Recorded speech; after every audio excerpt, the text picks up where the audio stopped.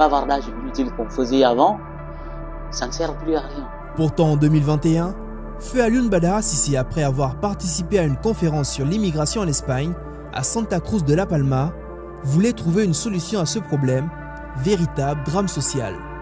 L'hospitalité liée des îles, la capacité de nous mettre à l'aise,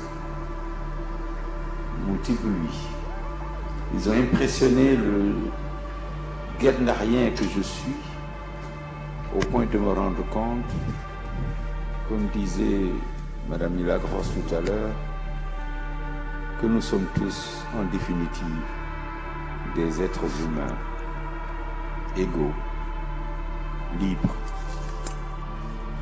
Et qu'en réalité également, nous avons beaucoup plus de choses en partage, celles-là même qui nous unissent et beaucoup moins qui pourraient nous diviser.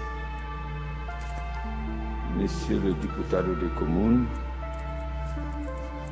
c'est un immense bonheur, à la suite de votre prédécesseur, de voir que sous l'impulsion de notre secrétaire général, M. Lazzaro Brito, notre organisation internationale a de beaux jours devant elle. C'est sous lui, bien entendu, que tout a été élaboré à ses débuts. Et d'une main de maître, il a observé les différents mouvements de notre organisation. Et à chaque étape de son évolution, il a été présent. C'est important, même si les hommes passent et que les institutions demeurent, que ceux-là d'entre nous que nous avons encore la chance d'avoir avec nous soient reconnus, identifiés, remerciés et peut-être un jour félicités. Je suis à même de pouvoir le faire, puisqu'officiellement, dans moins de 2 mois, il sera, je vais mettre un... Non, ce n'est pas exact. Dans un peu moins de 2 mois, mon mandat à la tête de la médiature de la République du Sénégal va prendre fin. Et je pense qu'ensemble, nous avons essayé, monsieur le médiateur, sous votre leadership, sous celui de Madame la Provedora de Justicia du Portugal, du Cap-Vert, médiateur du Cap-Vert. Nous avons perdu quelques membres en cours de route, mais cela ne fait rien. Ne nous lassons pas de toujours organiser autour du projet Demos cette belle fraternité entre l'Europe et l'Afrique.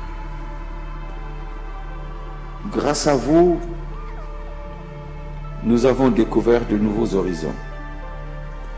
Nous avons découvert ce que nous avons en partage, avais-je dit un peu plus tôt, mais nous sommes encore devenus beaucoup plus conscients de ce qui nous sépare, même si c'est la portion congrue, et qu'on travaille à absorber les déficits. Maître Lamine Dobassi, qui était avec lui, se rappelle les ambitions de l'ancien ministre des Affaires étrangères sénégalaise. Son objectif, c'était véritablement d'essayer d'étudier non seulement comment ces gens-là arrivaient en Europe y vivre, mais c'était d'étudier plus profondément les causes réelles de tout cela. Pour savoir les raisons pour lesquelles ces gens-là se déplacent aussi facilement, mais aussi si ces gens-là se déplacent aussi facilement et s'engagent surtout malgré les conditions aussi précaires et très difficiles et qui sont parfois mortuaires, hein, parce que combien de morts il y a lors de ces traversées. Son objectif, c'était véritablement connaître véritablement ce fléau migratoire qui frappait l'Afrique, entre l'Afrique et l'Europe. Lors de cette conférence, il a donné des suggestions et des orientations à faire. Il avait donné des orientations. Malheureusement pour lui, nous on s'était quittés au mois de juin. Il est reparti au Sénégal. Au mois d'août, il terminait naturellement au niveau de la médiature de la République du Sénégal. Et malheureusement, il a été terrassé. Alioune Badara Cissé n'aura pas le temps de faire grand-chose pour cette jeunesse africaine qui meurt en mer. La faucheuse ne lui a pas donné le temps. Du ciel, Il voit comment la mer avale encore et encore les jeunes, qui dans leur désespoir profond, malgré le climat défavorable, continuent à braver l'interdit pour une vie meilleure. Une fois en Europe, l'espoir vire souvent au désespoir. Que devient-il? Que deviendront Nakata, Malik, Aliou, Abdussalam et Cher? Trouveront-ils le bonheur en Europe? Quels sont les dangers qui guettent les filles et les mineurs qui prennent la pirogue? Comment se passe la vie dans les camps et le passage des îles à Grand Espagne? Nous en parlerons dans la deuxième partie de ce documentaire.